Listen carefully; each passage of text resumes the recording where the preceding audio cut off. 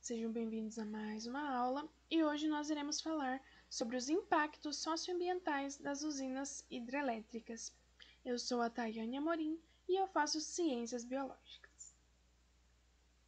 Então, o que nós iremos falar no vídeo de hoje? Nós iremos entender um pouquinho sobre o que é as usinas hidrelétricas, qual é a energia gerada e por que ela gera algumas coisas, prejuízo sobre a fauna e a flora, a perda de solo e a mudança do rio. Então, primeiramente, o que é? A usina hidrelétrica, ela também pode ser chamada de usina hidroelétrica ou central hidroelétrica. Ela é formada por um conjunto de obras e equipamentos que são usados para produzir energia através do aproveitamento do potencial hidráulico que é existente no rio. Ou seja, é uma obra de engenharia que usa a força das águas para gerar energia. Então, um dos impactos negativos da implantação de uma usina hidrelétrica é a mudança que provoca no modo de vida das populações que residem na região. E é importante ressaltar que essas comunidades, elas muitas vezes são grupos humanos identificados como populações tradicionais. Podem ser povos indígenas, quilombolas ou até mesmo as comunidades ribeirinhas que existem na Amazônia, cuja sobrevivência depende da utilização dos recursos provenientes daquele local que vivem, sobretudo os rios, e que possuem vínculos de ordem cultural com o território. Então, a energia considerada hidrelétrica, ela é considerada uma energia limpa, porém, para a sua produção ocorre alguma liberação de alguns gases que tornam ela com alguns impactos. Então, a geração da energia ela contribui para a emissão do dióxido de carbono e metano, que são dois gases que intensificam o aquecimento global. A liberação do gás carbônico ou dióxido de carbono se dá devido à decomposição das árvores que permanecem acima do nível da água nos reservatórios. Ou seja, algumas árvores elas começam a morrer e começam a liberar esse dióxido de carbono. A liberação do metano ocorre pela decomposição da matéria orgânica que é presente no fundo dos reservatórios. Com aquele acúmulo de matéria orgânica naquele reservatório, eles começam a liberar o metano. Então vamos saber um pouquinho sobre os prejuízos da fauna e da flora. Aqui é uma imagem para a gente poder ir comparando ao longo do que eu for citando. Então os principais impactos são destruição da vegetação natural, ou seja, ali na imagem nós podemos ver que há pouca vegetação. Assoreamento dos leitos dos rios, ou seja, os rios eles começam a perder a sua borda. Pode ser também pelo desmoronamento de barreiras, ou seja, os rios eles começam a ficar porosos e com muita irregularidade em suas bordas. Pode ser também pela remoção da mata ciliar, ou seja, a gente percebe que ali não existe.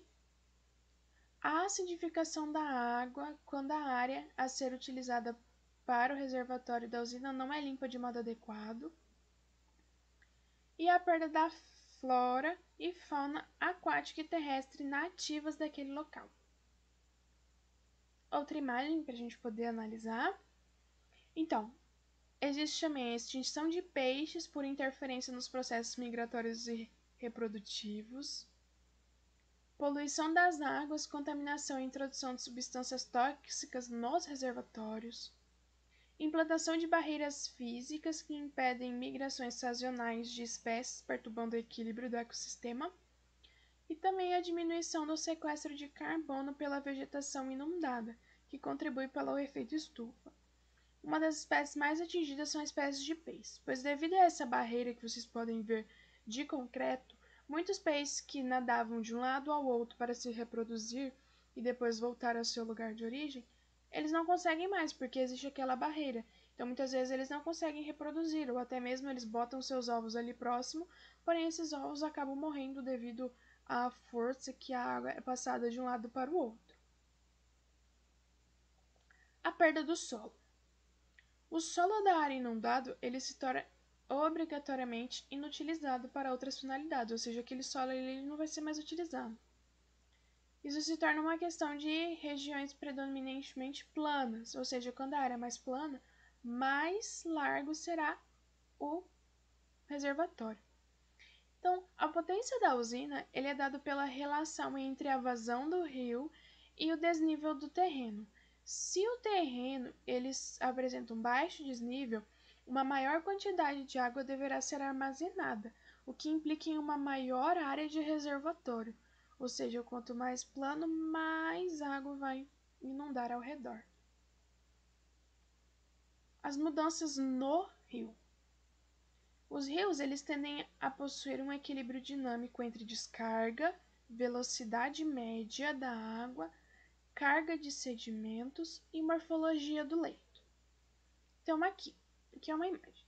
Esse rio ele tem o seu percurso, ou seja, ele tem uma correnteza, negócio. Então a construção de reservatórios ele afeta esse equilíbrio e consequentemente ele causa mudanças de ordem hidrológica e sedimentar.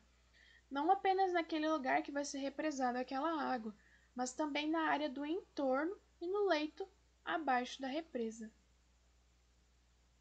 Dessa maneira, a formação dos reservatórios das usinas hidrelétricas atinge geralmente solos mais férteis e terras agricultáveis, desintegrando a população local que perde suas características históricas, identidade cultural e suas relações com o lugar, além da alteração nos ecossistemas aquáticos e a destruição da fauna e da flora terrestre.